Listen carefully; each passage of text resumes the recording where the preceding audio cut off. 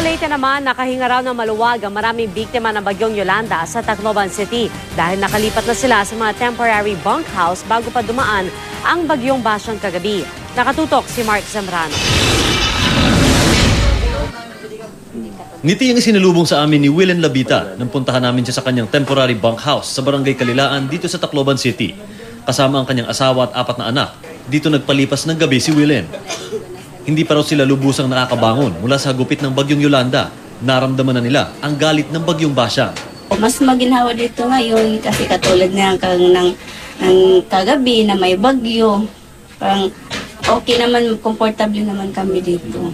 Maginhawa naman daw ang kanilang tinutuluyan. Puwera na lang sa tulo sa bubong.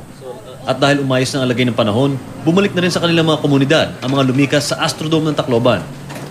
Karamihan kasi ng evacuees doon na ilipat na rin sa temporary bunkhouses. Bilang tulong, kinabitan ng solar bottle bulb ang mga bunkhouse.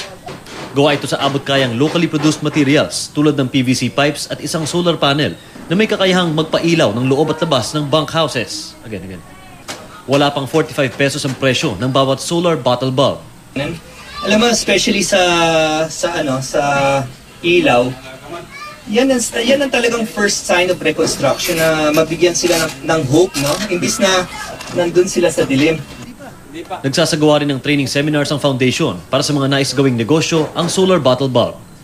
Mula rito sa Tacloban City, Leyte, Mark Zambrano, nakatutok, 24 oras.